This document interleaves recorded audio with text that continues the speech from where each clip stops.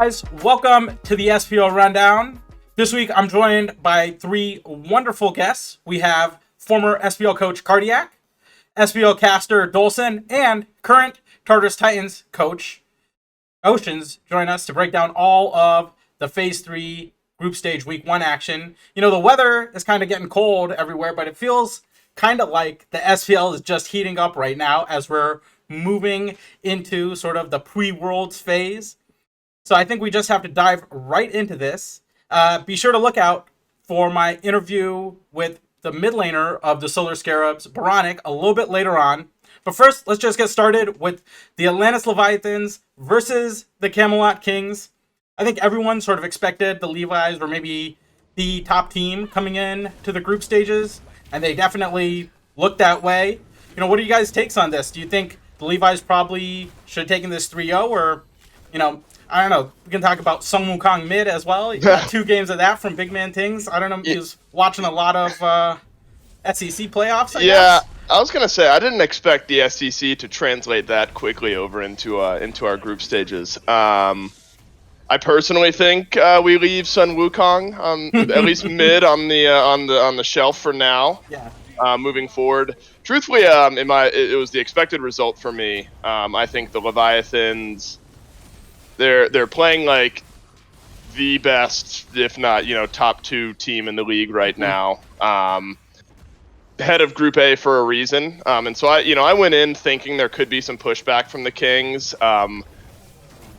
Early on in this set, when I saw Wukong back-to-back, because it was Sun Wukong mid-game 1, and I think they tried to run it back again in game 2, and I had very little confidence in it working the second time. Mm-hmm. I kind of figured at that point it should have been a 3-0. But maybe that's just a difference in some of these longer sets. You kind of make mid-match adjustments, right. And BMT got Tiamat instead of Sun Wukong mid in game 3, and then we saw some of the flexibility and the power from the Kings. So yeah, I think Sun Wukong maybe kept on the shelf as far as mid lane goes. But really, this is just a cut and dry Leviathan showing why they were the first seed coming out of Phase 3 and going into Phase 3 playoffs. I mean, it really just felt like a dominant performance from them. Sure. Yeah, I think a lot of the attention might go to like the mid lane just because like kind of the weird picks that we saw. But I felt like the soul lane is kind of what determined this set. Pretty much like the first couple games, like Jark was really far ahead and rotated and got a triple kill game 1. That kind of like spiraled the game. And game 2, like they kind of just shut down Variety. And he was real far ahead on RDO as well, which is super impressive. And then game 3, they kind of like switched it up. I think Harry played Rat. Yeah. And he kind of got the lead in that game and was able to rotate. So I feel like the dual lanes were kind of like battling back and forth, but they weren't really causing too much issues across the map. Whereas I feel like the solo lane was where like won and lost. Sure. Oceans, your thoughts about this set? Yeah, going to the red, I actually thought it was a really good pick coming out of Variety. But Leviathans just have a better grasp of the meta, I feel, and they're playing it like how they usually would. I feel like it suits them really well right now.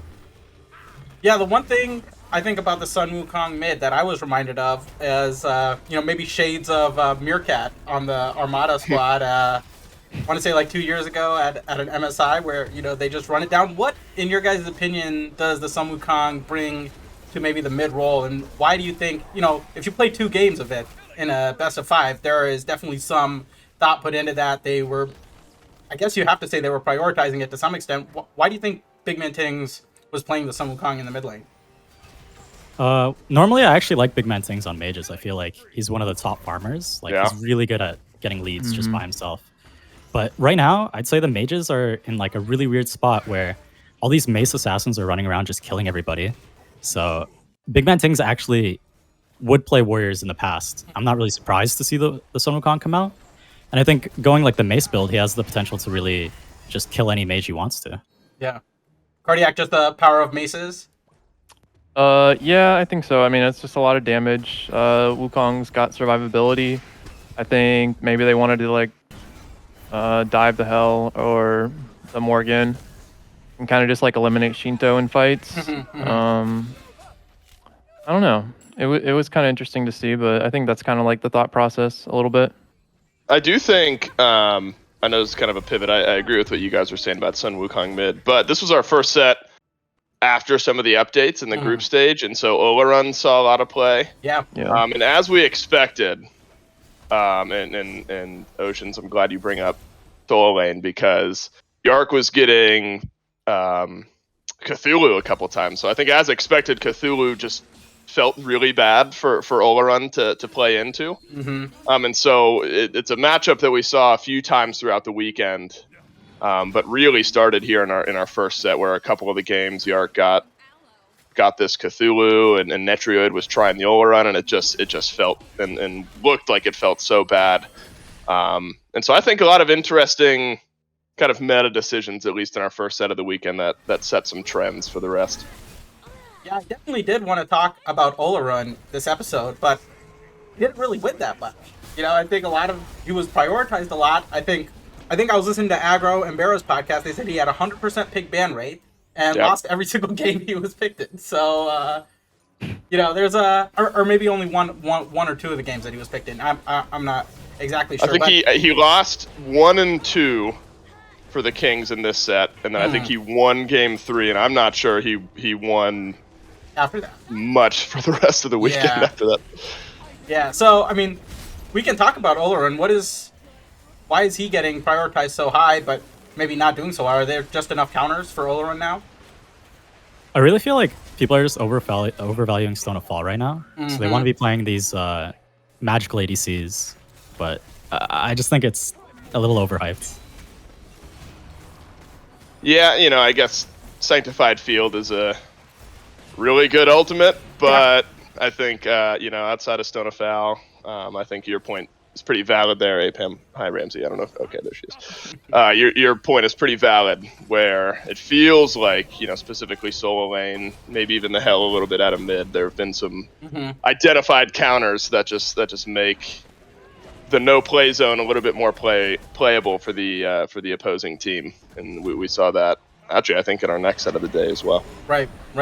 Any final thoughts about this Atlantis Leviathans versus Camelot Kings set for you guys here? Leviathan's good. Yeah. Yeah, I thought going into this, Leviathans kind of should have been the favorites.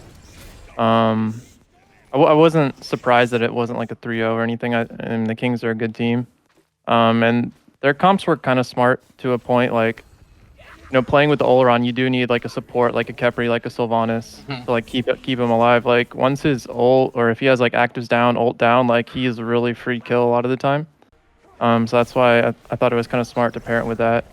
But yeah, like Oceans was saying, I think the Leviathans had a better grasp of the meta going in, and that the Kings really couldn't adapt fully in just a 5-game set. Yeah, all I can hear in the back of my head is F. screaming chalk mid. So that's my main takeaway from this set is we're gonna see maybe some more warriors in the mid lane, but that actually didn't really pan out too much. And that's a pretty good segue to our next set of the week here: the Tartarus Titans versus the Olympus Bolts. This is sort of the first time I think we've really seen Charybdis sort of go back and forth between teams. Let's start with you, Oceans. Was that something that you guys really wanted to pick, or is it just sort of cycling saying, hey, this god is kind of OP right now, get me what's good?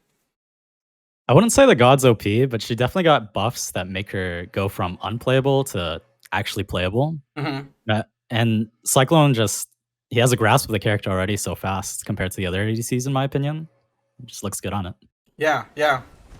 Any worry about, dropping this set for the Bolts from you guys? We know that there's only 3 games in these group stages. I think every set really matters a lot. Are you worried about the Bolts at all for dropping this one? They looked a little shaky against Scarabs recently, but I think they'll bring it together really. Just maybe they got a little shooken up losing to us. I feel like they came in with a double magical ADC strategy, and it just didn't pan out exactly how they wanted it. Yeah. Sorry to cut you off there, Dolson. No. I was agreeing with you guys. Yeah, I think game 1 they ran Soul Olaron. What is it? Stone of Foul has been getting built like second item, third item maybe on a lot of these magical hunters. And it feels like there's a noticeable difference. It's a good item, but I don't know. That first game comp didn't feel great for the Bolts. I don't know. The Titans are a well-oiled machine as well, and it was such a unique spot. And this is really zooming out, but just with the way that Group B panned out with all the tiebreakers and stuff, that ended up having the Bolts in charge of Group B. I remember Ben like rolling his eyes when the Leviathans sent the Titans over to that group because he was just like, God, all right, now we got to play these guys. And so I think like zooming out and just looking at this set in general, I went in on our weekly caster predictions. I had the Titans on this one. We don't do the numbers, but I was fairly confident that this one would be a big victory for the Titans, because I think in the same way the Leviathans grasped the meta pretty well, I think the Titans have a good grasp on how the meta works for them. Things like the Charybdis, something we didn't really see all that much in the first set. Suddenly Cyclone Spin looks great on it, and then other teams picked up on the Charybdis later on in the weekend. And so I expected the Titans to come out of the gates pretty hot, and this is a huge, it's a huge group where Solar Scarabs, Oni Warriors, and we always have to say no disrespect to the Valks, but Group A is a little more cut and dry with the top 3 teams that can make it out. Right. No win was guaranteed in this group, so I think it was important that the Titans, they came in with a good understanding of how they wanted to play, and I think Cyclone Spin really stood out to me in this set. I think Layers has also established a really high pace of play, and that's a good thing in my opinion. I think the guy had a knockout weekend. I think it was game 4.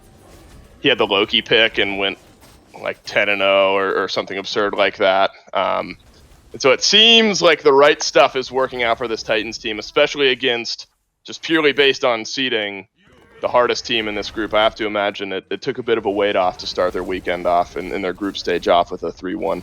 Sure. Any thoughts on this set here?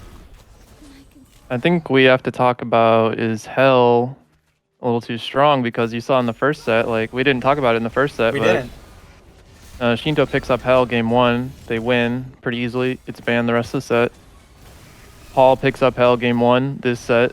It's banned the rest of the set. He tries Afro, and that gets banned. Like, I know, like, there's Terra and Sylvanas being picked, Oleron as well, but there's like, it's getting back to like all these sustained picks for every comp. Man, Cardiac, it's like you're reading my notes here. That was literally the next question I was going to ask. Is we've sort of often seen in the past, as we head towards Worlds, this is sort of the time of the year, everyone, no matter what happens with healing in the start of the season, everyone seems to prioritize healing at this time of the year. I think Sylvanas and Terra being just good supports in general, regardless, I think, of their healing, probably helps that. But do you think it's just, back to who can heal, and even if it's in a fight, out of a fight, it doesn't matter, healing is still OP?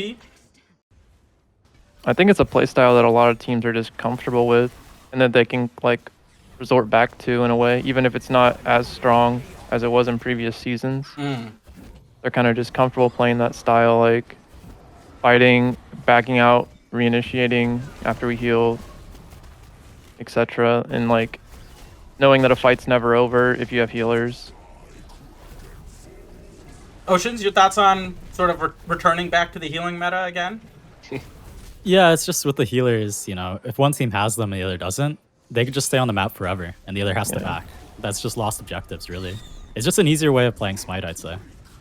Sort of mitigates your risks, especially because I think we've sort of seen that like Phoenix sieges have just become some of the most difficult fights, and having a healer kind of mitigates a little bit of risk in those Phoenix sieges. You might be able to not hit some abilities and stuff and try it again, right? So it just gives you so many more opportunities, right? Yeah, it does make a lot of sense here. Any sort of final thoughts here about the Titans and the Bolts? We talked a little bit about the Bolts maybe underperforming. Do you think the Titans overperformed, or is this sort of the level we expect to see them at? Yeah, I think this is what I expected. I think in all reality, the Bolts earned their first seed in this group fair and square with good play during Phase 3. I personally think that the Titans are the first seed in this group, and so the Bolts remain to be this such unique team, and their set that rounded out the weekend against the Scarabs, indicative of that as well, where every once in a while you'll get glimpses of like the Renegades woes from last year, this roster's woes from last year, where they'll show up and they'll just kind of experience smite's happening to them, and then the game will end and you're like, I don't know what happened that game. They just lost. Like, it's not like a walloping in the kills department. Right. And then they'll pop out of a game in a set where they knock down and drag out their opponent. So I think, for the Bolts, they're a very good team, but it's about hitting that consistency, and they just couldn't find it in this set. But a best of 5 set, lots of ebbs and flows, and I have confidence, I think, echoing Oceans, that they'll be all right in this group. Sure. Any final thoughts from you, Cardiac or Oceans here? I think with these best of 5 sets, it just comes to the team that knows how to adapt their drafts properly. Because every set's just like in a bubble. Nothing else really matters outside of that. Yeah, kind of piggybacking off that, like, every team's going to come into a best of 5 with like a prepared draft or multiple prepared drafts, and they're going to go into game 1 with the best one they think. So it's kind of like the team that's able to like change up the bands and realize like, okay, this didn't work out in game 1. Because a lot of teams, you'll see a lot of teams, they are consistently keeping their same bands throughout a set. And maybe that's kind of like they're feeling like the research and prep they did beforehand is just like they're going to stick to it. But I think you need to like kind of give that up sometimes and realize like in game, and it's hard sometimes in game to realize what the actual issues are. But you got to like kind of realize like, okay, this pick that actually was kind of destroying us, and that's kind of the reason why we couldn't keep up, etc., or why we fell behind early. And then drafting is huge. Sure. In best of 5s especially. Yeah. The next set of the week, the Jade Dragons versus the Valhalla Valkyries. And the Valks are scrappy in this one. I think games 1 and 3, they are matching the kill totals up until the mid-late game, sort of as they have done. The Valks even get Loki and Chang'e in game 1. Some of sort of their signature picks with Chang'e playing zeros, and I think Johnny has definitely looked his best on the Loki so far this season, but still it's not enough to beat the Jade Dragons. The Jade Dragons take it 3-0 here. I don't know if there's too much to learn. I think the Jade Dragons probably were trying to see what they could get away with the Valks, which is why they gave them Chang'e and Loki in game 1. Any signs of life that, worry you about this Valk squad in Group A at all, or? The Leviathans have to beat Kings or the Valkyries. I don't know if I said Leviathans or Valkyries. The Valkyries have to beat Leviathans and Kings, right, at this point to get out of Group A. I'll be blunt. They have not proven that they can beat enough teams in the league to give me confidence that they will beat the Kings or the Leviathans or both of them to get out of Group A. I appreciate how resilient this team is. They kind of had a crap hand dealt to them this year. Yep. Ping issues, have clearly been talked about plenty. My heart hurts for them because, they show up, they battle. You can tell they're scrapping, as you said, in games 1 and 3. This Dragons team's a hard team to beat.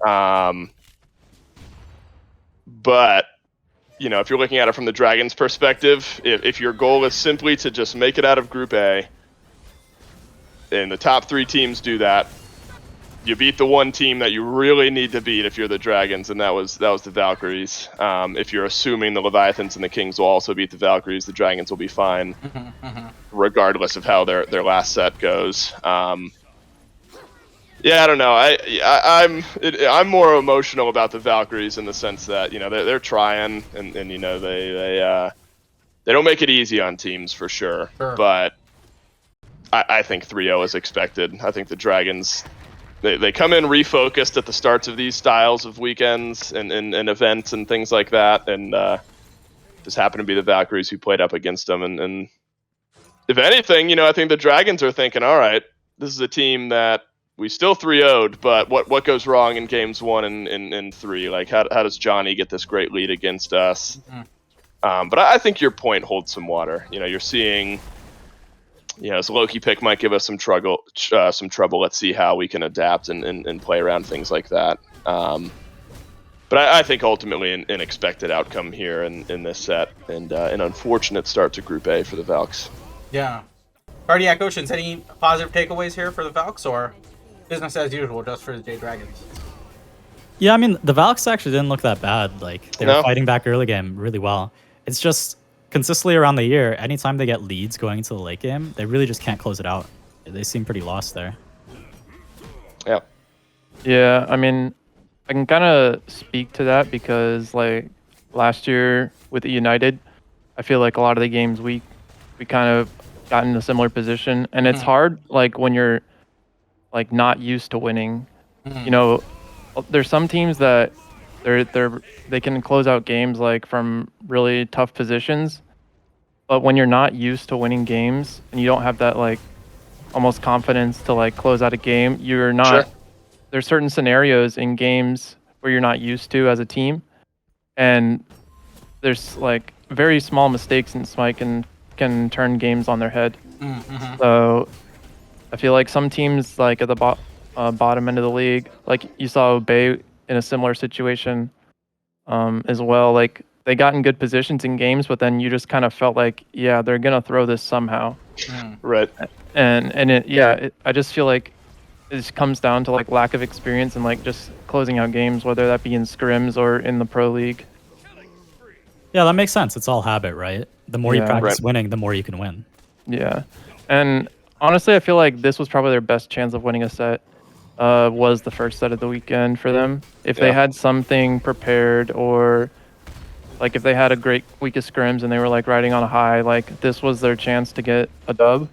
And they played well, like, probably one of their better sets in the recent weeks, but, Dragons are a tough team and they're pretty resilient as well, so... You said Oceans. I think also part of building the habit is being confident, right? Like, once something is a habit to you, you almost do it like second nature, and that, I think, requires just a little bit of self-confidence, and it's really hard to do that if you've only won 1 or 2 sets in the whole season. It's hard to build that momentum and that what's it called, confidence. I don't want to use the same word again, but I think you understand what I'm saying. Yeah. Any final thoughts about this set? I know we didn't talk too much about the Jade Dragons at all. Was there anything interesting from their perspective? Yeah, I don't know. It's kind of hard to glean too much. They valued Gilg, I think, in games 2 and 3, once in the jungle and once in the solo lane. We still see some Gilgamesh out of these guys. Mm-hmm. Clearly it looked good. Fine, okay, went kind of nuts in game 3, if I'm looking back at it, on the Gilgamesh. So I think it was a good starter set to the weekend for the Dragons to be able to try out some picks and some strategies, get Hurrywind on some magical ADCs in mid, see how that feels, and build some confidence in a very tough group. Yeah. Yeah, I'd say they probably didn't have to show too much in this set. No. They could probably conceal a lot of their, like, strategies and picks going forward. All right, let's move on to the next set of the week. The Solar Scarabs versus the Oni Warriors. And we were talking about in Group A, how you just have to sort of beat the Valks and you probably are home free for the playoffs. In Group B, that is definitely not the case. These bottom 2 teams, the Scarabs and the Oni Warriors, are scrapping for basically everything they can get on the Battleground of the Gods here. And a big 5-game set here. I think that's the first one of the weekend. The Scarabs take it 3-2 versus the Oni Warriors. The Scarabs have sort of come into this group stages with some new strats. I think they do Charybdis mid, Olerin ADC. Yeah. They bring out the Hades solo, which looks actually very good. And Scream playing Kali, shades of Cherio of the past a little bit, I think. Talk to me about this Scarabs team. What are they trying to bring? Now that we're sort of getting to the end of the year. I had like severe whiplash in this set. I feel like in games 1, 2, and 5, the ones that the Scarabs won, they just like walked their way to like a 4-kill but Yeah. like 10,000 gold lead or something like that. Like we're 25 minutes in, they're ahead by 7 to 10,000 gold, and like 3 kills have happened. And then in games 2 and 3, the Warriors push back. Yeah, it is pretty unique from the Scarabs, isn't it? I think they really enjoyed triple kin size, triple wind demon, with as you highlighted, Charybdis mid, Kali in the jungle, and I felt for Nika going up against that composition. I think a big storyline over the end of Phase 3 and going into groups was how impactful is Cthulhu going to be? How are people going to deal with Cthulhu? I mean, the Scarabs have found an answer that worked for them a couple of times, and it was build a comp with 3 chin size on them, and Cthulhu just evaporates in some of these fights. So I appreciate the unique nature of the compositions at the Scarabs throughout, and they got a couple wins, or they got a few wins, the important wins with that style of comp. And Nika, I think, had to go up against it on Cthulhu twice in this set, and it worked for the Scarabs both of those times. So I think the Scarabs, at least in this set, found an answer to the Cthulhu and Nika problem, which, those two combined is a pretty scary threat. Sure. Yeah, I'd say Scarabs coming from like the bottom, they have a lot of room to experiment, really, and just see what works for them. So I think they really are like reaching their ceiling maybe, and eventually they'll have to break it. But I think they found some stuff that really works for them. It's something that people are gonna actually have to start banning away. I want to ask this, and I don't want to stir the pot too much, but I'm so curious as to what other people's mentality is on this. After, I guess it's the later on set where Inbound put out a tweet. I'll hold off until that set, but I'm curious as to thoughts on some player mentality. Sorry, Oceans, I didn't mean to cut you off there, Yeah, but that's no problem. adapting and getting better is definitely something that comes to mind when you think of the Scarabs, and that made me think about some player tweets. Anyway, I'll hand it back. Yeah, I'd say like it was really back and forth, but the last game, I think it all came down to the early gank from Circuit in dual lane, and they just didn't get the kills they needed, and it kind of just solidified the set, really. Cardiac, your thoughts? I think they had a like decent strategy about, at least in the first couple games. Like I think they were targeting that solo lane really hard, and I feel like Scream and Sot have been pretty good, like working together for the most of the season, like getting ahead on that side of the map, maybe to a fault sometimes, and kind of just like leaving duo on an island. But it kind of worked for them in this set, especially when Scream was on like the Kali. And I guess, yeah, just for Scream, like, I know he's kind of like calls himself a meta slave and stuff, but he always kind of wants to find something that no one else is picking and run with that. So I think the Kali and the dodgy and stuff like that is kind of unique, and it worked in some of these games. I think it kind of like showed a lot about Scarabs too, like coming back in that game 5. Because it was 2-0, right? Yeah. And then so they had lost 2 games in a row, and going into a game 5, like I'm sure they had the mentality that they could still win, but after like losing two games in a row, you're kind of like, well, should we go back to what was working in game 1 and game 2, or that type of thing. Like their thoughts start kind of like racing, whereas like if they had just come off a win, it's not as like you're not as questioning yourself as much. I think it proved a lot that they could come back into that game 5 and take it from there. Yeah, the other thing that impressed me was just how sort of quick that game 5 was. Usually when we get to the last game of a long set, I think both teams end up being a little more tired, and kind of feels like the games tend to go a little bit longer in game 5 in general. But I think it was almost like a 20-25 minute win here for the Scarabs, which I think is a great sign for them going forward. I did want to mention, we talked about the Scarabs winning the first 2 games, but then dropping the next 2. I think that sort of was off the back of Dardes picking up Discordia, which the Scarabs do ban in Game 5 and then go on to win. We've seen Dardes, I think, struggle largely because of the ping issues, but he sort of found a couple gods that I think sort of stabilize it for him. Like if Dardes is going to get Morgan, it doesn't matter what the ping is. He's going to do some crazy things, it feels like. Kind of feels like Disco might be creeping up into that discussion as well. Is that how you guys are feeling about the Oni Warriors here, or do you think there was more to those wins than just Dardes playing Discordia? I'd say when it comes... Go ahead. I'd say when it comes to like the ping issues, you just have to find those picks that like really boost your confidence. Because I think for the Oni Warriors mid 2v2, the jungle mid, they've been having ping issues, and I think it's really taking a toll on them. So any picks that stand out and make them feel a lot more comfortable with the ping deficit, I think that's what they're going to gravitate towards.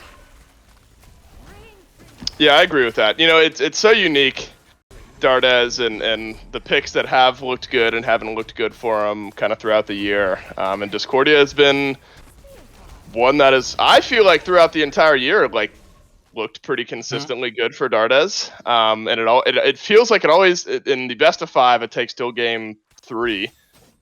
Feels like in the 3 game sets that the Warriors have had, it takes them until like Game 2. If they lose Game 1, it takes a little bit of time for them to be like, all right, let's give Dardes the Hera or the Disco. Morgan's usually a pretty popular ban, as you mentioned. There's always more to it in the micro game, and then the Warriors look pretty clean in 2 and 3 or 3 and 4. But I think I kind of agree with your mindset, at least specifically in Game 3. Dardes just kind of goes off on Discordia. I wouldn't be surprised if it catches a stray ban here or there. Yeah. Because it feels like it did kind of transform the way the Oni Warriors looked in their 2 wins here in this set. Cardiac, your thoughts? I guess on the Discordia, I guess. I mean, their thinking could be kind of like allow Nika to play more aggressive solos and then get a Disco passive and kind of play off him, because that's really who they've been playing around most this year. So yeah, I mean he's obviously comfortable on the Disco as well. Like the skill shots aren't super hard to hit, and like the ult's pretty crazy in team fights sometimes. So that could be some of the reasoning behind that. Yeah. I mean, yeah, he's playing like a Mulan, which is really good from ahead, like a Cthulhu and stuff too, which is giving more damage to those characters. Any final thoughts on this set from you guys? I think this was the set that I broke dance in the middle of, so if you haven't watched that, make sure to go back and look at it. This is less analytical and concrete, but I think the ability to go down 2-0 in a set and still have the mental fortitude to push it through 3, through 4, and then on to a Game 5. Never in doubt with this Neilma team, and so I'm glad that early on they got tested a little bit by the Warriors, and despite losing, they got some tough matchups coming up this weekend. Very important matchups. Winnable sets for them. They'll be underdogs going into both, but we now see that the mentality for Neil and the squad is in full effect. And so if they go down, I don't think you can count them out even 0-2. Yeah, that is just something that Neil brings, huh? Every year. Every year. No doubt. The Atlantis Leviathans versus the Jade Dragons. I think it was all going swell for the Jade Dragons in Game 1 up until maybe about 20-ish minutes. I think Rangyu maybe blinks in and steals a Fire Giant. And, kind of feels like shattered mentals for the Dragons after that Game 1. Like, I don't want to read into it too much, but, like, you go from a Game 1 that sort of gets flipped on its head if you're the Dragons into, like, Hades support in Game 2. I don't know. Explain Mike's thought process for me. I'd say it's kind of like the fall hype, right? Hades can make really good use of it, and it does make him really tanky. It really does. But then outside of that, like I feel like I'd rather have another support. And going to that Jing Chen steal, if you watch the replay, he blinks in, he ones the Fire Giant, and then he's just standing watching his dot take it. It's really good. I think that supports probably feel the best when they're able to just watch their Furious Roar dot steal a Fire Giant. That's got to feel so good if you're Ragyu. Yeah, if all the secure on the map, it's clearly going to be Xing Chen's one that steals away the Fire Giant, right? You know, I think it's an interesting set. I mean, this ends up being very fast. This ends up being a really quick set. One that I had slated to at least go 4, if not 5. But the Jade Dragons as a team, I think they're so for better or for worse. And I don't want to overextend. You know, I don't know fully what their team environment is like behind the scenes. You know, they are obviously very talented players, some of the best in the world. Feels like they're a very emotional squad, is how maybe Myth or one of the guys on the desk described it. Where for better or for worse, you know, emotions will kind of push them one way or another in these sets. Not to say that, you know, they tilt off the planet, and if you lose game 1, there's no chance you win throughout the rest of the set, anything like that. But you know, I think it's a team that, once the Leviathans stole that away in game 1, I think there's a little merit to, like, a little mental melting from the Dragons, and then, you know, game 2 is kind of a long, slow, sort of, not long, but it's a slower burn. The Leviathan just kind of, you know, get a kill here, get a kill there. Shinto on Uller mid looks incredible. I was for sure I was going to Zap Man, and ends up being Shinto, gets a quad. So you get a Fire Giant steal in game 1, then you get quadded by Shinto on Uller in game 2. Sometimes it feels like there's just days where nothing's coming up your way, and I think this was one of those days for the Dragons. It's important that they beat the Valkyries. Remember, the top 3 in this group go out, and so if the Leviathans are looking the way that they are, and in a big matchup against the Kings on Saturday this weekend, I could see the Dragons going 1-2 in this group and making their way into the Phase 3 playoffs. But I think to highlight the good of this set, you really got to highlight the good in moments like this, and that's the Leviathans put themselves in a position. Now it's some skill or luck from Rongyu to turn things around in game 1, and then it's pure skill from Shinto in game 2, and then great shot calling and macro play in game 3. So I think the good in this set, despite some weakened mentals maybe from the Dragons down the stretch, is that the Leviathans are that good of a team. They walked in, they 3-0'd the Drags, and they got out on a spooky Halloween Sunday. So it's a very threatening squad to go up against. To add to that, I think against these top teams, like the momentum carrying from game to game can really carry the set. Yeah. I think sort of the defining moment of this set for me was in game 3. I think the Leviathans just dive instead of going for a Fire Giant, and Yarkor is just in the backline, killed Sam, killed Panda Cat, and takes no damage whatsoever. And that just feels like a confidence play, right? Like, I think we've seen it in the past when, like, Herc supports get ahead. They just start walking at carries, and, you know, or, like, even a Herc solo. You know, when you have that sort of swagger and confidence where you can just walk at them and it doesn't matter if they hit you with the abilities or not. You know, I think that's a pretty big thing for the self-confidence there for the Leviathans. Cardiac, your thoughts on this set? Yeah, I think these guys have kind of had like a rivalry, like back and forth for the last couple years, and you know, so there could be some emotions already going into the set like that. But yeah, and I also thought it was pretty interesting, like the variety of supports that Rongyu had played, just in like these games. Like he whipped out the Bacchus in an earlier set, and then he is playing the Xing Chen in this set.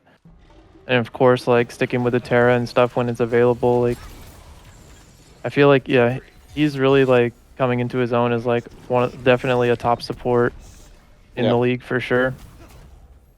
And he's like I feel like him along with Jake and Genetics at some points in the season, but like can really just like run the game by themselves as a support, and it's really cool to see.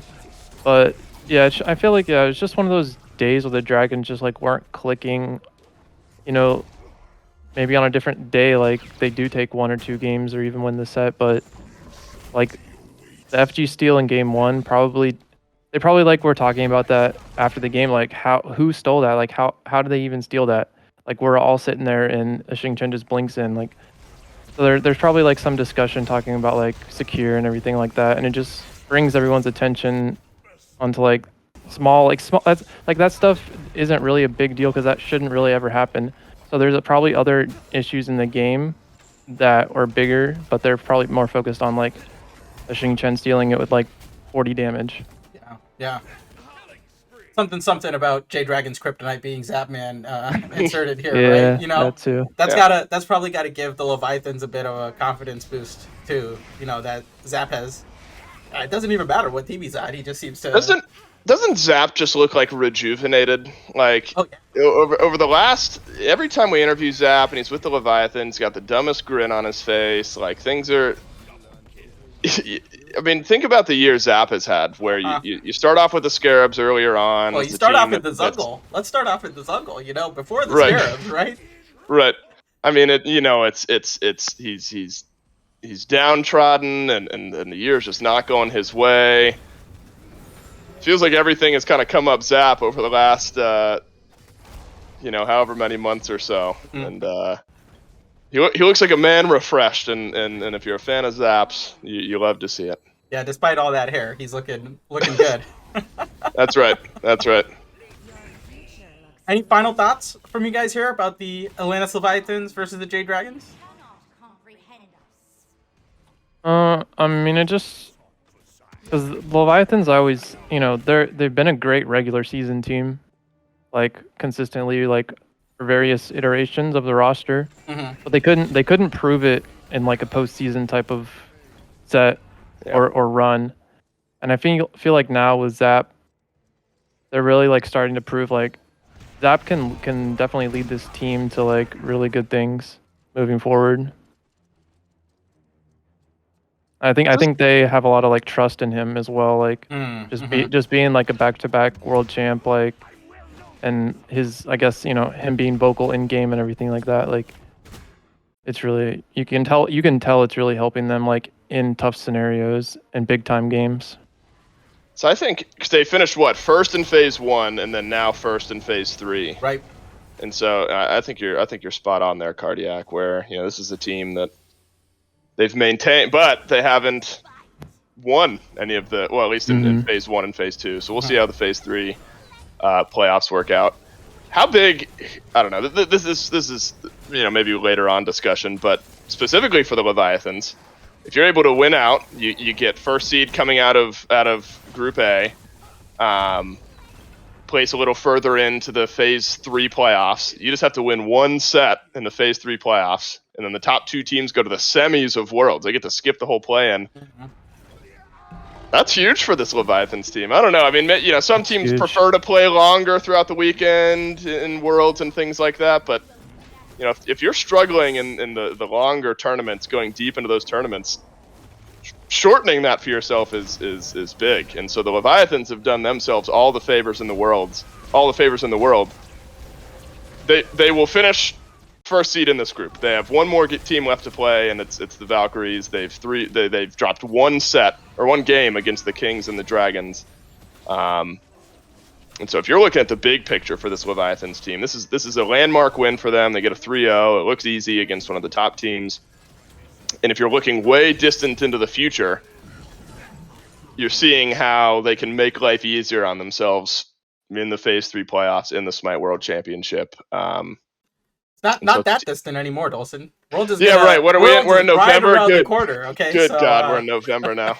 God, it's absolutely nuts. We're that far into the year, but it's a team with some momentum, and you can see their path becomes a little bit more clear moving forward. So it's a good time to be a Leviathans fan. Definitely. All right, let's move on to the last game of the first weekend of the group stages here. The Olympus Bolts versus the Solar Scarabs. I don't think we really could have asked for a better game to sort of be the capstone for this first weekend of the group stages here. The Bolts versus the Scarabs. We have to talk about this crazy game 1 end call. I did not think a solo laner and a jungler would have the damage to just kill the Titan there. They kill Lasber too while they're at it, But what is going through your guys' head when you see that sort of crazy macro play go on? I think at that point they really only had one. Yeah. Like it was the only decision they could make to like win the game. Like I feel like if they tried to back there, like it was just a losing play, and they probably like it was really good for them to recognize that in game at the moment. Like we can actually like get to Titan and finish this before they can, and probably the characters they were on helped as well. Like Kali and Guan. Yeah, definitely some of like the higher DPS characters you can be on at that point. So, yeah, I mean, I think it's just really good game recognition. Whoever made that call, props to them. Glares, didn't he earlier in the year have I don't know if you call it a backdoor, but an end call similar to that? Might have. Not sure. Maybe it was when he was still on the Scarabs. I'm not sure. Maybe he was trying out for the Titans. We've seen a couple of those this year, but the Scarabs, they've now proven in back-to-back sets that they're a team that's destined to go long. I guess whether it's a 3-game set that they were hell-bent on having in the Phase 3 proper, yeah, or now back-to-back 5-game sets here in the group stages. And so I think it gives you some confidence in your shot caller if you're the Scarabs to see a moment like that. You say, this is how we're going to win this game. And if you're a team that's just destined to go long in these sets, you're always going to compete, but it's going to be difficult to clean up cleanly. Stealing wins away like that is just going to make life easier for yourself in giving yourself wins in these sets. And I think you guys are right where the Bolts, if that call doesn't happen, the Bolts in all likelihood win that game. And this set is over in 4, and the Scarabs are, I guess the outcome is the same. They're still in the same spot in the group, but happens a little bit quicker. Right. But I think having the ability to swing games like that for yourself in sets that are so competitive, and they apparently are just going to keep coming down to the final game for the Scarabs, very important. But I'm glad we saw some bounce back from the Bolts here in this set. With a 3-1 loss earlier in the weekend to the Titans and kind of reeling, and especially with how competitive this group is. I think the Titans were kind of my shoe-in for Group B. Bolts with the next level of confidence, but still pretty, closer with the Warriors and the Scarabs. You got to scrap for every win here in this group. Yeah. And so I think important that the Bolts didn't let that pressure, at least in the win column, get the better of them. This one goes longer, but I think Lasbra had an incredible game earlier on in this set. The Circuit continues to look really good for Laz, and so that's something, again, if you're looking at all right, how do we limit the priority players on the Olympus Bolts? If you're considering banning out Circuit, I think the Scarabs made that adjustment later on in this set. Lasbra just looks so good on this pick, and I think the Scarabs have shown the growth that they keep talking about, and they're going to have some competitive sets moving forward. They play the Titans on Saturday, and I think that's going to be pretty telling about where the Scarabs team is in best of 5s against teams with a lot of momentum. Yeah. Important win though for the Bolts. That's my big takeaway from this one, is that they're a team that in a pressure-filled set can't afford to drop many games, if any, in Group B in these groups. And so I think the Bolts, it's a sigh of relief that they're able to get out of this one instead of falling to 0-2 in this group. Yeah. Kind of looks like Bobby sort of has a new pet pick in the support role. I think he sort of pogged off here on the Sylvanas, and essentially they had to basically ban it away from him. And I think Oceans was talking a little bit earlier about having, 1 or 2 comps going into group stages or these sorts of more closed-ish settings, or best of 5s. Do you think maybe the Scarabs just ran out of their 1 comp here and they didn't really have a backup plan? It's possible. I'm not too sure. Maybe it's not just comp based. Maybe each person has 3-4 gods that they're comfortable picking that day. And if you get down to that 4th pick, it's just not going to be as strong as like your first couple picks that you're wanting to play. So if he's like, you know, Terra, Sylvanas, Kepri, Geb, but then like has to go down to Bacchus. Mm-hmm. You know, there's just like power levels to that. Sure. Yeah, I think it's important that the Bolts just found a way to get it done. You know, they didn't have to make it look pretty. They didn't have to, you know, a win is a win. You don't have to stomp them and 3-0 them and move on. Like sometimes like these sets where you have to show resilience and you have to like fight for it are a lot more helpful than just kind of, all right, we just won 3-0, whatever. Trying to think. I don't know if we saw Cthulhu in this set at all. Might have been banned. Yeah, I think banned. The Bolts might have been in a spot, you know, because Scream played Kali in the first chunk of games here in this set, and if we're talking about how the Scarabs like to build that triple chin size Wind Demon style of composition. Yeah, Haddix could have just been like, yeah, I don't want that. I don't want it. I don't want to play you into it. don't have to pick it. Hey, right? You don't have to. Yeah. So I might be some counterplay in Scream and Boronic and Stewart, or really Scream and Boronic in the Kali plus Charybdis mid. So that kind of comes to mind. You know, Kali is such an interesting pick where it's something like Johnny has tried those styles, hasn't worked out for the Leviathans or I don't know why I mixed them up, the Valkyries much this year. That's one of my big questions going into this next weekend for the Scarabs is after now teams have seen 10 games worth of data on the way you like to draft, and a lot of those games involve triple chin size. Is that something you stick to? Is that something teams now have answers to? It's a competitive set from the Scarabs, but the Bolts, I think, just had more answers. I like what you said, Dolson, about sort of the improvement showing. I think that's been most apparent in players like Boronic and Stewart. You know, I think Stewart had like a triple kill and Boronic had a quadra kill in some of these games. And, you know, they don't end up winning the set, but I think they have to be really happy with sort of how they've progressed and where they're ending up sort of now as, you know, we're getting to the most important games of the season. Are you teeing me up again for Inbound's tweet? You might. I mean, because look, go for Inbound's tweet.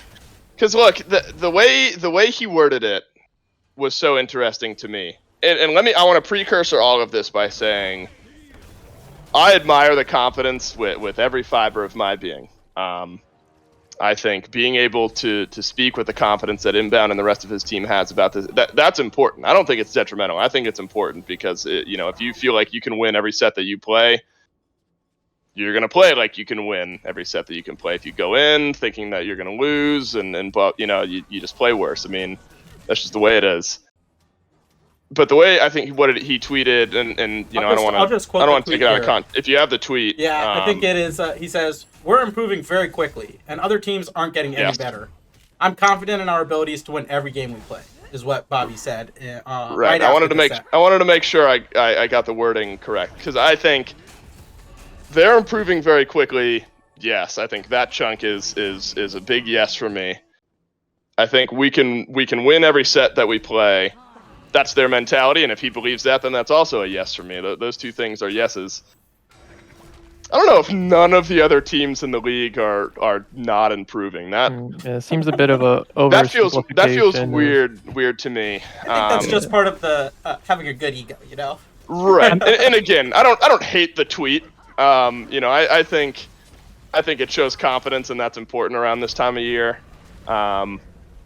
I will disagree that no other team in the league is improving, though. I think that's what I'll say about that. I think maybe they're already there, and they're just changing their strategies. So, like, they're really freaking good, and now they're just playing the game a little bit differently. So, like, I think there's some nuance to it. I think I don't want to read too heavily into it. I'm sure there's a little confidence and swagger in it from him, but I think the one part I would disagree with is that no other team in the league is improving, because I think we've seen some leaps and bounds from teams, even if it's just draft strategy. Even if the results have been the same for the Leviathans or the Titans, even if they're winning all their games, technically you can't improve beyond that. But finding new ways to win, I think, is a separate way of improving, and teams have done that. But the Scarabs are an interesting team. Look, I think Bobby's right to feel like they can take sets off the teams in this league, and I think that confidence will suit the Scarabs well moving forward. And once a team like that starts finding some success, they start getting put on everyone's radar, and everyone's going to bring out their little magnifying glasses and really break down what it is that they're doing. That's for all you wondering, that is what Oceans is doing right now for the Titans. Let's see what's working here. That's right. Any final thoughts about this set from you guys? About the back door, it was actually really sick, but I don't think it was an in the moment call. It might have been something premeditated, like in their playbook, because it goes all the way back to the starter that Scream actually chose into, the Bumba Spear. Mm-hmm. The only reason they could actually end was because he had that upgraded starter. Yeah, I think I was watching a YouTube video somewhere, and I think Scream had a Bumba Spear on a Tsukiyomi and had a 3K pot, and he was 3-hitting Phoenixes. So yeah, that's a pretty good item for destroying objectives. Yeah. This week, I had the pleasure of sitting down with Boronic, the mid laner for the Solar Scarabs, to chat a little bit about Phase 2 and Phase 3, and of course look forward to Worlds, which is right around the corner now, and see how the Scarabs are doing as it comes to preparation for that. Check it out. Hey guys, I'm here with the mid laner for the Solar Scarabs, Boronic, to talk a little bit about Phase 2, Phase 3, and look forward, hopefully, to Worlds as well. So we have to start with Phase 2. I think sort of the biggest amount of roster turnover, roster tumult that we've seen in a long time with the SPL. This has probably been your sort of first experience with, this amount of roster apocalypse. Can you maybe talk about how you felt during that time? I think for me personally as a rookie is, just to try to keep as level-headed throughout the whole drama situation as possible. Right.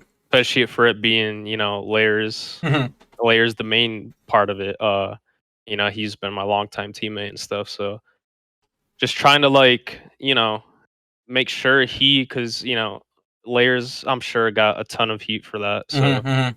I wanted to make sure he was okay too, while also, trying to I guess guide him and just try to help him through it, and just kind of tell him what he did wrong throughout the whole thing, how he could have done it. Mm-hmm. It basically handled everything better. And Sure. yeah, but yeah, as a rookie, as I said again, I definitely didn't expect it to go through this much. Yeah. I guess drama. So Sure. I don't know. I mean, it didn't affect me. It kind of did because I all I wanted to do was improve as much as possible as a player. Yeah. And just try to do big things with my team throughout the year. Mm-hmm. And improve as a unit. But yeah. Yeah, World sometimes has other plans, I guess, right? Yeah, exactly. Yeah, I don't know if this was sort of the case with the console league, because I know you were a part of that in the past. But were there sorts of similar amounts of maybe roster changes and things that would happen there, or was this sort of a new experience for you as far as sort of team building goes? No, yeah, I think it's it's something sort of expected, say in the SEO, because it's just not everyone that was in that league was just not mature. It was just so people didn't know how to handle being on a team, being a good teammate, what a team environment should be at a pro level. But then when I'm joining the SPL, I kind of just, I don't know, you kind of just expect not to have to worry about stuff like that as much. And I think that was just the biggest thing. Sure. It was just so surprising. But in the SEO, those roster swaps, thankfully I for the most part wasn't a part of it, because I was blessed to be on basically the best team for 2 or 3 years. So it was mostly everyone else kind of scrambling around, making roster swaps like every week and stuff. Sure. Yeah. Well, sort of from the bad now on to the good. Stu and Scream end up joining the team. What was your sort of first impressions? Obviously, there are a lot of expectations with the name like Scream, I guess, joining your squad in the jungle. Yeah. And, Stu being a rookie, I'm sure you probably had some good advice for him starting out in the SPL as well, right? Yeah. I mean, I feel like Stu, he handled like, I think, like his transition to the SPL was like, way better than I guess I expected. I didn't know him too much beforehand, so but I mean, yeah, that's the one thing you want to do is, especially very recently coming into the league like myself, is try to make the transition as comfortable as possible for them. Yeah. And yeah, with Scream, like I don't know what it was. Like I knew, like knowing, like winning worlds right from him, from his point of view, like, and then not really kind of like losing like that. I don't know, like he basically, was out of the league, I think, for like what, like a year almost or half a year. Like Something he like was that, yeah. still being in for SPL and stuff. Yeah.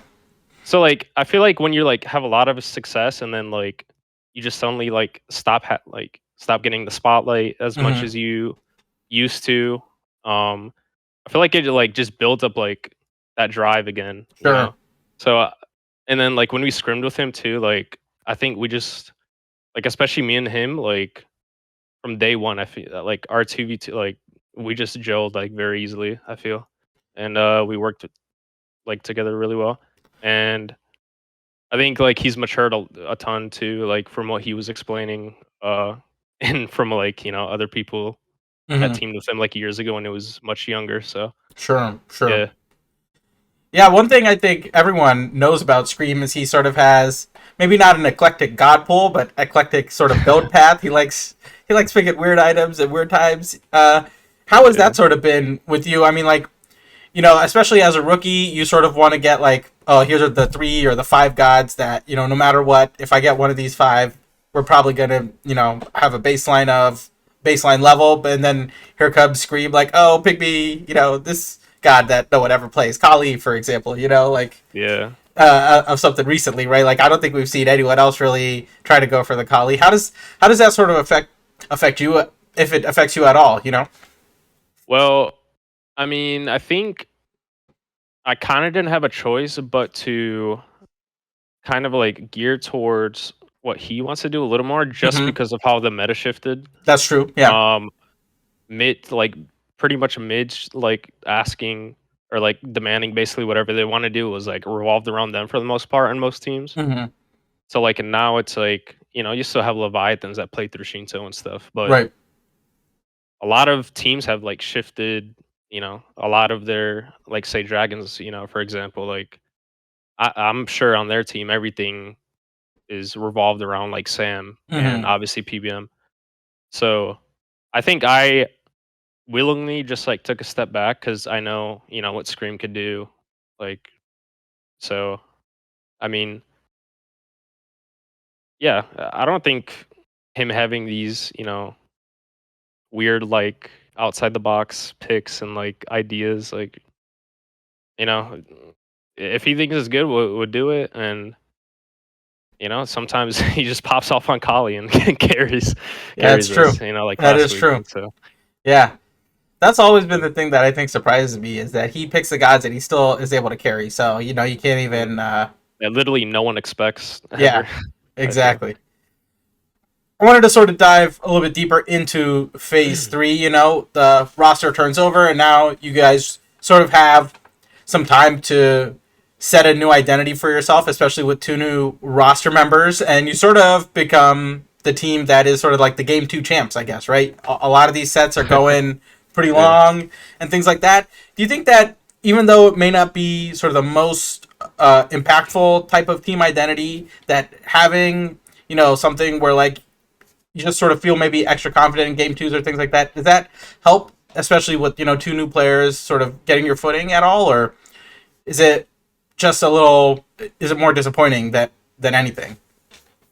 I mean, I think I could speak for the rest of my team on this too, but like when we're going into a set, I don't feel like I'm really thinking about that. I'm just trying to I'm just doing my thing, like playing one game at a time. Yeah. It's kind of what you have to do, but it's kind of like something, if stuff doesn't go your way, like sometimes it's like, man, we took like every top team to like 3 games, like, so if you're, I guess technically if, we're off to a bad start, go down 0-1, it's like, hey, that's our power spike right there. Right. I wanted to ask a little bit more specifically about, some things that were happening in this group phase, especially you sort of pulling out this Charybdis mid. I don't think we've really seen a lot of other mid laners play this pick. What about this god is, making you like her so much, or is it just a very strong god and the team wants you to play Charybdis? Yeah, I think no, it was definitely like my idea, and they did not believe me. By the way, it was like before she got her before she got her buffs. Yeah, I thought she was already like pretty good. mm-hmm. And I think I even said it at our our team check-in. Right. Like, I think as Charybdis just came out, like I just thought her 3 was just gonna be such a like good tool, that eventually she would just become a good god, even if she needed like those Mm-hmm. those bust to numbers or base stats, whatever it may be. Sure. And yeah, I mean, I knew it was headed in that direction because everyone thought she was bad. But I knew her potential. So especially when like she got her buffs, I was like, I like begged my team to like try her basically, and she ended up being like, I mean, I think like our win rate on her in scrims is like pretty high. Mm-hmm. I mean, obviously that scrims like the dynamic between scrims and real games is way different. Mm-hmm. But I mean, yeah, I don't want to give too much Sure. because we start to play and stuff. But Yeah, I just thought her kit was super super potent. So without giving too much away. Yeah.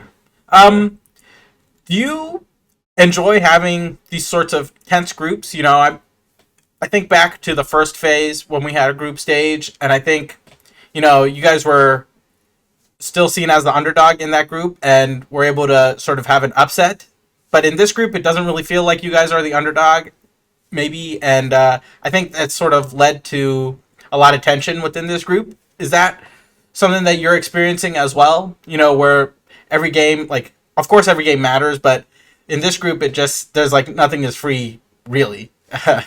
Yeah. I mean, anyone that thought this group was gonna be a clear top 3, like you're kind of out of your mind. I mean, Mm-hmm. I knew coming in like our potential, and then the Warriors just based off their veteranship on that team, like you can never count them out too. So Right.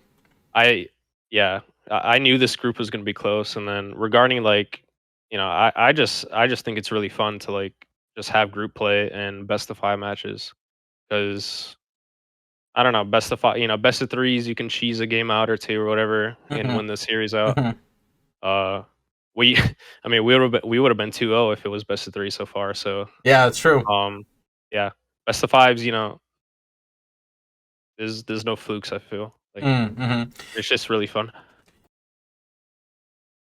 It seems kind of like for me that the level of play across the board in the league has sort of bumped up a little bit, given this past week of group stages. And I'm wondering if you think that's more because of the group stage format or more because we're sort of getting closer to Worlds. It's like late November now. Worlds is sort of right around the corner.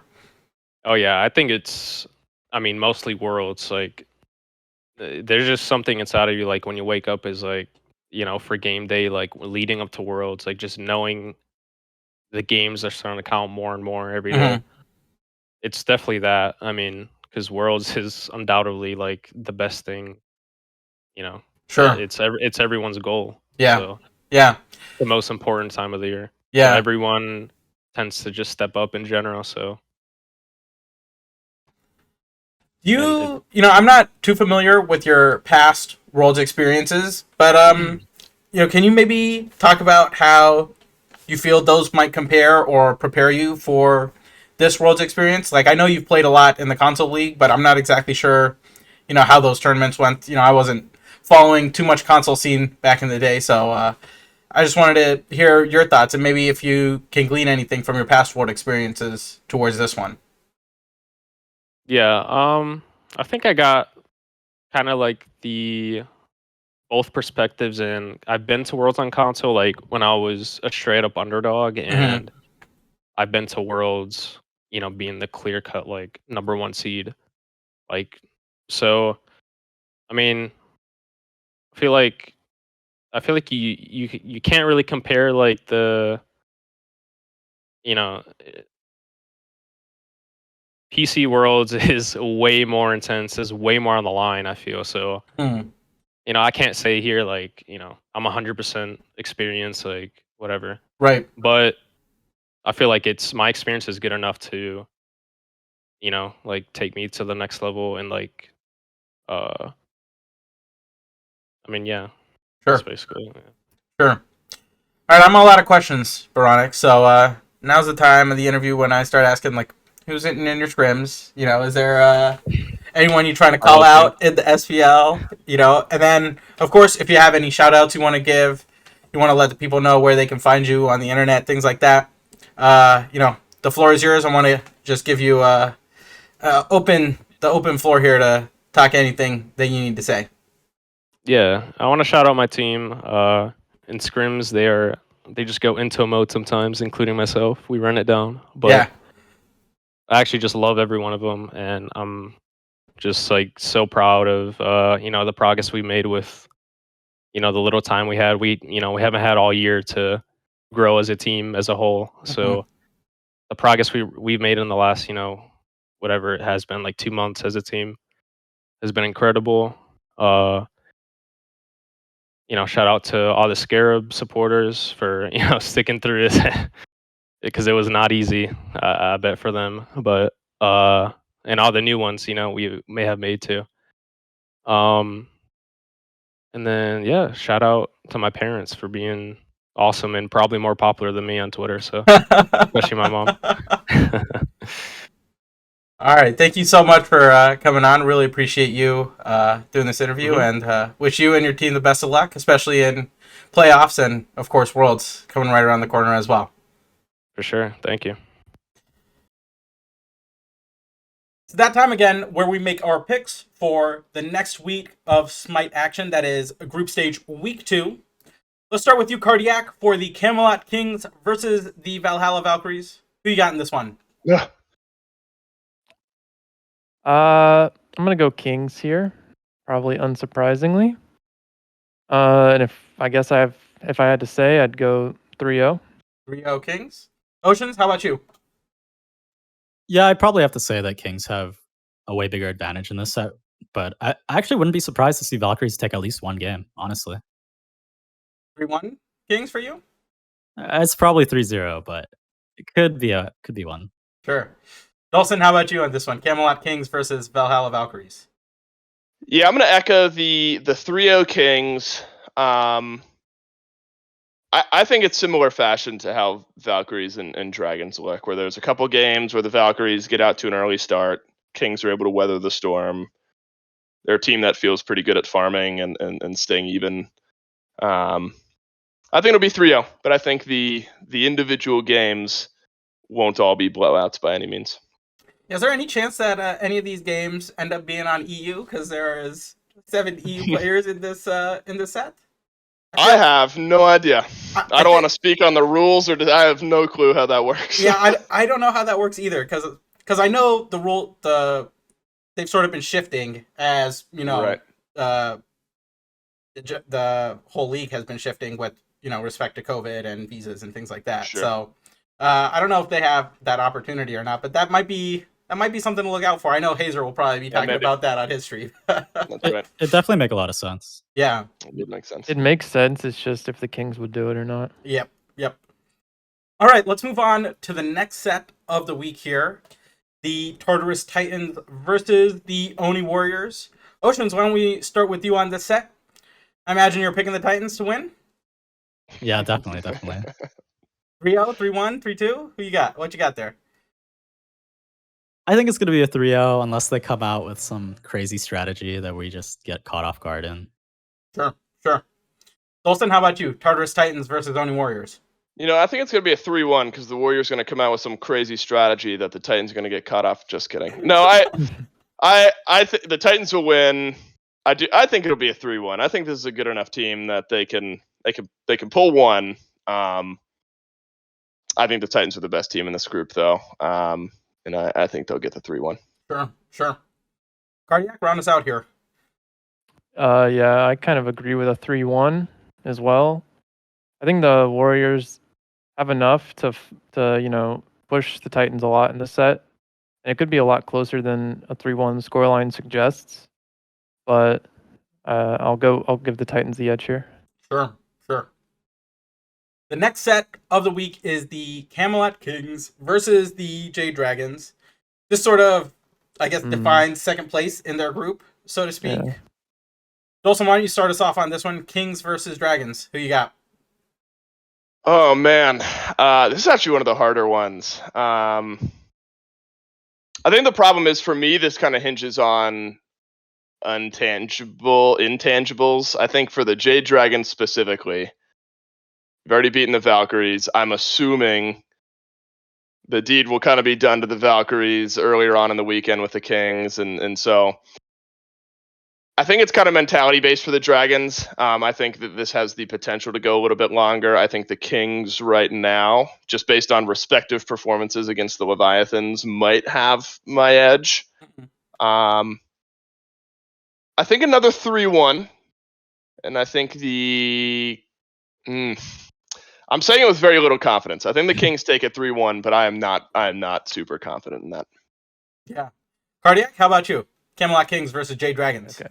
Yeah, I don't know. This one's tough. Like, which team has more to prove here? Mm-hmm. Right. I kind of feel like it's the Dragons after getting 3-0'd. And of course they want to bounce back. Every team wants to win. I don't know. I just have a feeling that the Dragons are gonna win, and it might be just like one of those epic set, like 3-2 epic sets. Like, this could be like the best of the weekend for sure. Sure. So you're going 3-2 for the Dragons? Yeah, I got the Dragons in this one. All right, Oceans, round us out here for the Camelot Kings versus the Jade Dragons. So with this set, it's definitely gonna be a 3-2 one way or another. And I think both teams are pretty emotional when it comes to like wins and losses. Yeah. So I think it's just gonna come down to the read really, and like what kind of meta develops inside the set. But I'm kind of favoring Dragons here. I think they have players that can really go the mile. Got a scoreline in mind? Probably 3-2. 3-2 Dragons. Okay. Let's move on to the next set of the week here. The Tartarus Titans versus the Solar Scarabs. Kind of feel like this could be a really good set. Has a lot of things, I think, on the line, especially for the Scarabs. Maybe not so much for the Titans, especially if they win earlier on in this week. Cardiac, I think we're back at the front of the line here. So who you got in this one? Titans versus Scarabs. Well, the Scarabs, they've had 5-game sets both times, right? Yeah, they have. So they're kind of like, and they've won one, lost one. They're kind of like used to that. They're kind of used to that 5-game set right now. But I think the Titans are like kind of at a different level than what they've played so far. This is another one that's tough to call because you just don't know how the Scarabs, they're kind of like an inconsistent team. I feel like sometimes they turn up and have good performances, and sometimes they're just not really on the same page. Yeah. Altogether. I don't know. It's tough. I kind of want to say like 3-0 Titans. And it might be harsh on the Scarabs to say that, but I think that's what I'm going to go for. Sure. Oceans, how about you? 3-0 Titans for you as well? Yeah, it's easy to say that the 3-0 is going to happen, and I could see it happening. I could also see them taking a game off if they have something in their pocket that we haven't seen yet. But I think they've mainly showed most of what they had because the other teams they played against are the more important ones that they would have had to prepare for. And I think if we just have the read on what they want to do, we'll just take the 3-0. Sounds good. Dolson, are you feeling that same way, or you think the Scarabs are going to take it to 5 like they've done the past 2 sets? I think they'll take it to 4. I don't think this one goes all 5. Yeah, I think the Titans will win 3-1. I think worth mentioning that just because of the way things have broken down, the Bolts are 1-1 right now. Mm-hmm. The Scarabs are 1-1 right now. If all goes correctly and the Titans beat the Oni Warriors early on in the weekend, that win-loss matters because then the Oni Warriors would be 0-1. 0-2. And 0-2. Right, 0-2 rather. 0-2. Yep. Titans, if they beat the Scarabs would be 1-2, and then Bolts versus Oni Warriors would be a 1-1 against a 1-1. So Group B really could come down to the wire here if things go according to projections. And my projection is a 3-1 to the Titans here. So I think we got a real important one for Bolts Warriors ending up on Sunday. Yeah, I think even if Oni lose to the Titans, it's going to be hard for them to get into the playoffs because they lose. It would the have to do with tiebreaker plus against, minus. Yeah, Because they would lose the tiebreaker against the Scarabs. The Scarabs, but then the Scarabs lose the tiebreaker against the Bolts, and if the Oni Warriors beat the Bolts, then the Oni Warriors win the head-to-head against the Bolts. So it'd come down to plus minus, I think, at that point. Yeah, 3-way tie. It's all. So there is. I'm assuming there's a route in. I don't think they're immediately eliminated Sure. if they lose on Friday, depending on plus minus. Yeah. Either way, the way they lost, they have they only have a -1 differential. Mm-hmm. The Bolts, I think they were -2, but then they beat the Scarabs, so the Bolts might have a -1 differential, and so we're playing with small numbers here, and so I think Yeah. I think for Group B this weekend. Pretty sure we should just leave it to Hiddu to write the script. That's right. Yeah, we'll allow him to do his job. No, but I think you're coming down to numbers. Like you expect the Titans to win, but it depends on. I think Group B and that third team getting out of this group could all end up just being who was able to take that extra game or win by that extra game. And so I'm excited, but I think Titans 3-1 over Scarabs keeps things interesting moving into Sunday. Yeah, it does.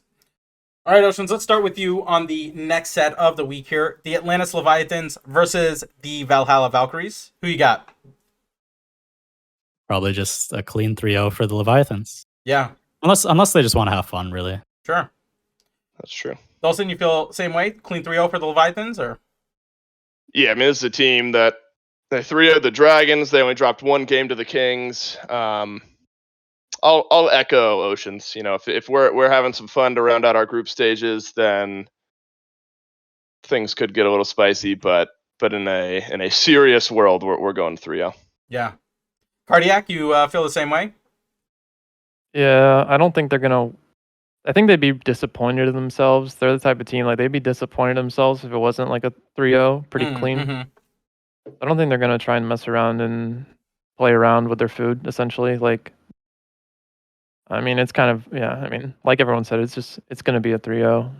Yeah, the only way I can see them messing around is if there's some compact between Raph, Email, and Zap to take shots before the game or something. That's right. That's right. All right, the last set of the Phase 3 group stages is maybe the most important set here, depending on how things sort of play out earlier in the weekend. But the Olympus Bolts versus the Oni Warriors. Dave, want to give us your take on this one?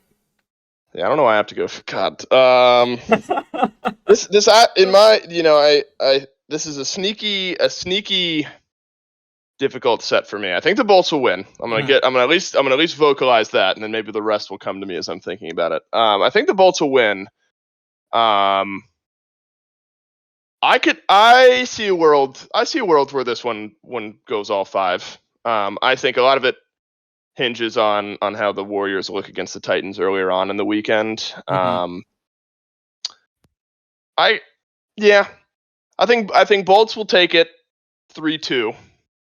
But I do think this will be an entertaining set. I think all 3 of these teams in Group B are kind of playing around one another's skill level over the course of the set. It feels like a lot of the games have been very quick, but over a 5-game set, they've all been kind of with one another. So I think Bolts win. I think it cements their entrance into the Group B or the Phase 3 playoffs. and might kick the Oni Warriors out of the Phase 3 playoffs, but I think the Bolts will get it done. Sure. 3-2. Sure. Cardiac, how about you? I think it's going to be 3-1 Bolts. I think Lasbro has a big set. I think him and Ven probably, you can say, might be the MVPs of this set. And yeah, I just see the Bolts winning 3-1. I mean, nothing against the Warriors, but they haven't really shown too much that would make me think that they have the upper edge on the Bolts. Sure.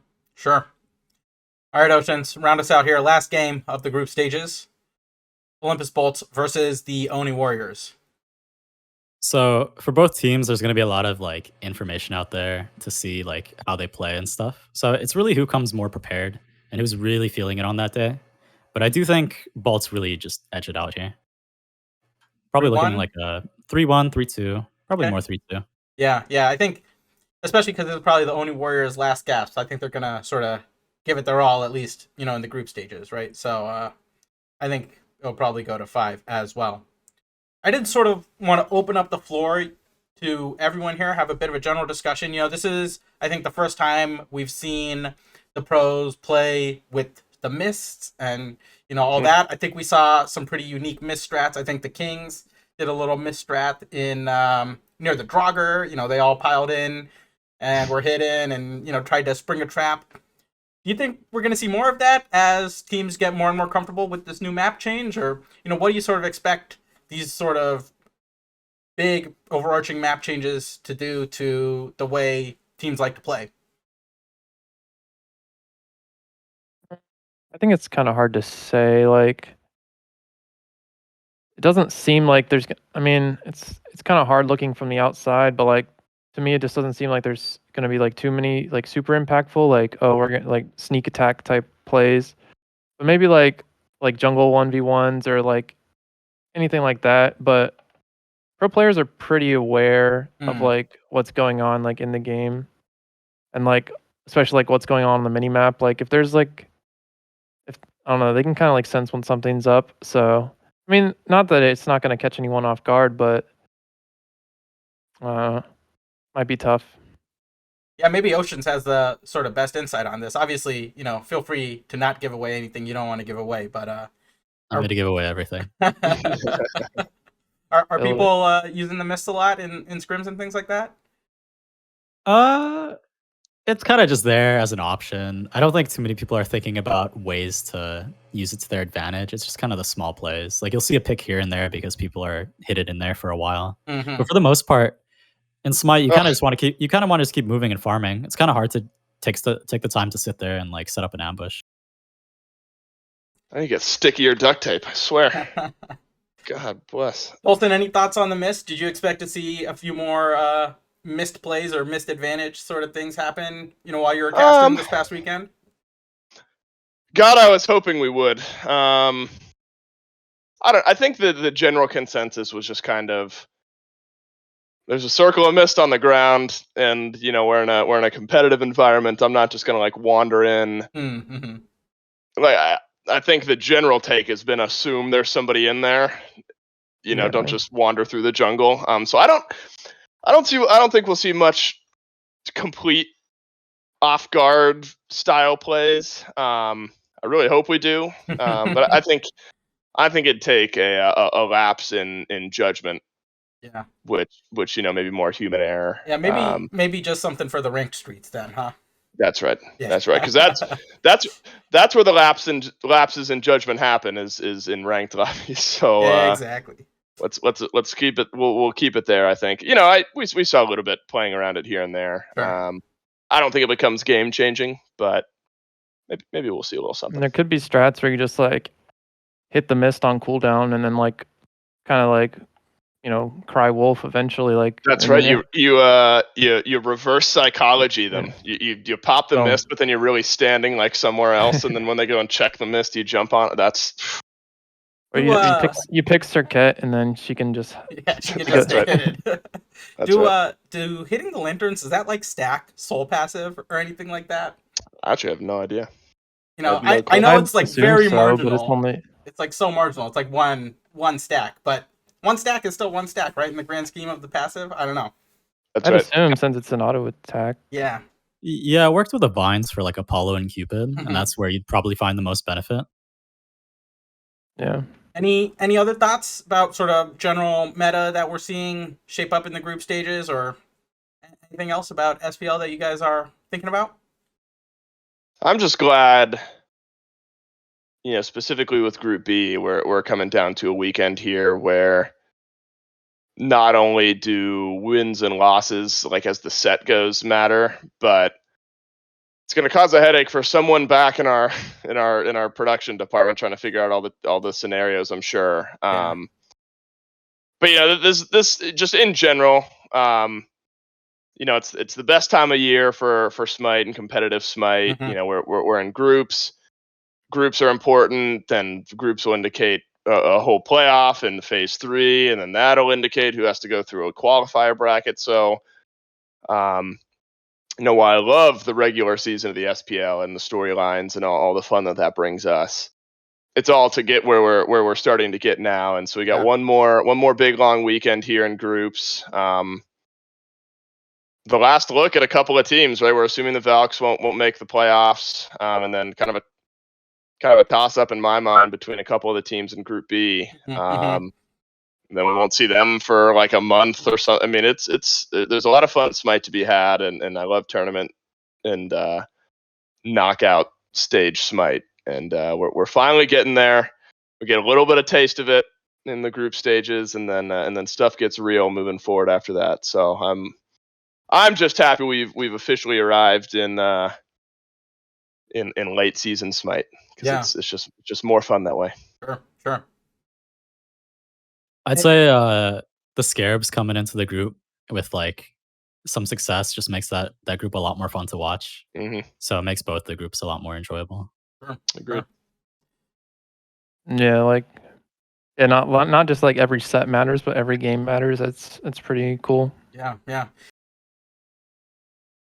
Thanks for watching the SPL Rundown this week. Be sure to tune in every week before the SPL. I think we'll be on next week, and then there's a little bit of break before the playoffs start, so maybe catch us right before the playoffs as well. If you want to catch extended cuts or past episodes of the SPL Rundown, just go to youtube.com/apmproductions, and you can find all of our past episodes there.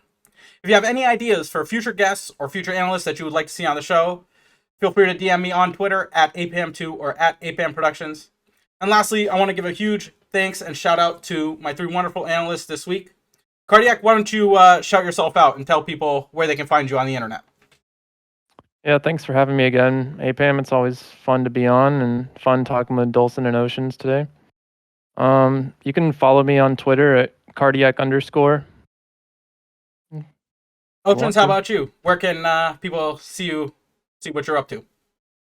I'm not the most active on socials lately, but it's Oceans with an extra S on Twitter as well. And Dolson, thanks a lot for coming on. Where can people find you? Thanks for having me again. Always love being on the show. If you want to be disappointed, go to Twitch, and I will maybe stream once for the rest of the year. That's Dolson Live on Twitch. I tweet more frequently than I stream, though, so @Dolson Live on Twitter is where you want to head for that. Yeah, be sure to check out all the analysts here, and any of the past analysts too. There have been a lot of great voices on the SPL Rundown this year.